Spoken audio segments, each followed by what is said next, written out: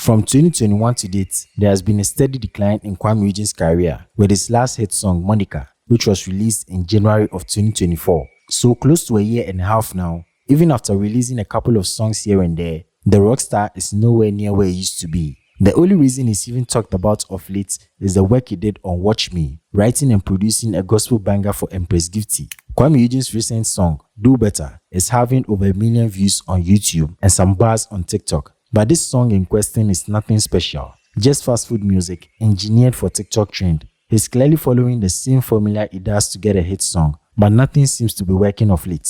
Kuami Eugene, the most decorated artist of the past 5 years, now has to rely on TikTokers like Amayibua to get his song to 1 million views. If you think what I'm saying is false, check through the comments of Do Better. The man who everybody in the industry was once chasing for a feature, who everyone loved and even his haters wished to be in his shoes, is now almost irrelevant.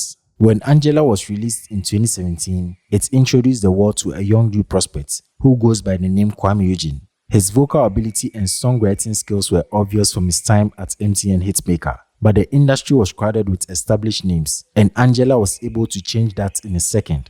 Kuami Eugene was presented as a brandable personality, someone parents could approve of, teenagers could admire, and young women could fall in love with. If Angela was the spark in his career, then his 2018 debut album, Rockstar, was the fire that cemented his place in the music industry. Rockstar was a massive success, and multiple songs from the album became hit songs in their own rights, proving that Kuami Eugene was more capable of delivering back-to-back success. He became the most played artist on radio and a fixture at major shows and events. Kuami Eugene was riding the high horse until 2020 when he released his second album, Son of Africa. And here is where his career began to shake. One major factor that led to the downfall of Kuami Eugene was overexposure. By 2019, the rockstar had reached a point where almost everything he touched turned to gold. But the problem was that this level of visibility can trap an artist. The public may eventually start to feel like they have seen enough and heard too much from you. Kuami Eugene's rise to the top was so fast and loud that by the end of 2019, most Ghanaians were just tired of him. This is the point where he became a victim of his own success. The formula that made him a star began to work against him. He became so overly exposed to the public that it became cool to dismiss and ridicule Kuami Eugene. Not really because his music is bad, but because of his constant presence in the eyes of Ghanaians. The only problem I caused be say I was able to give you bangers in a very short time for you to enjoy. When you dominate the charts for years without pause, people will start to look for flaws. Not because they don't appreciate your work, but because they assume you have had enough praise. One other thing that led to the fall of Kuami Eugene's music was the rise of Black Sherif. And your mommy ain't for the pay me. I don't know why they delay me for the Kuami Eugene's music before 2021 was full of love stories, sweet melodies, and catchy hooks.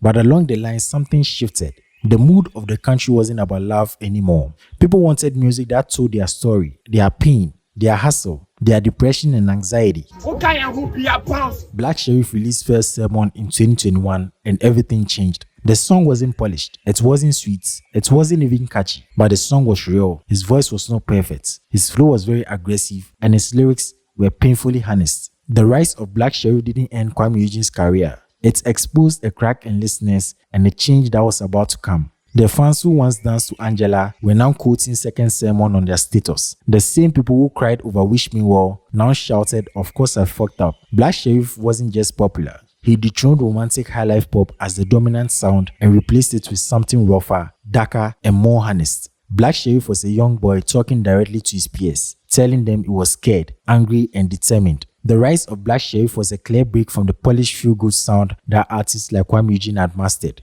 Black Sherif reminded the industry that music isn't just about entertainment. Sometimes it's medicine. One other reason why Kuami Eugene's songs seem to be falling off in 2025 is his exit from Lynx Entertainment. For more than a decade, Lynx Entertainment has been the gold standard for grooming and pushing music talents in Ghana. From Miss V to KD to Kuami Eugene, Lynx has been able to turn promising acts into chart-topping brands through a mix of promotion, fine production, and a calculated public image management. Kuami Eugene's time under Lynx Entertainment was impressive. He dominated the radio, streets, and streaming platforms. Leaving Lynx Entertainment gave Kuami Eugene full creative control, but they also stripped away the infrastructure that made him a household name in Ghana music. The aggressive promotional push he once enjoyed is gone. New songs dominate the radio in the same way. Let's take a look at Kiddy for a second. Kuami Eugene and Kiddy came up under the same record label and was almost marketed as a duo. But fast forward to 2025, there has been a gap in relevance and appeal between the two. Kiddy has evolved, grown his audience, and remained relevant. He has consistently experimented with sound, moving from romantic Afropop that made him famous to incorporating new sounds into his music. If Kuami Eugene wants to reclaim dominance, he must embrace change before the industry moves on completely.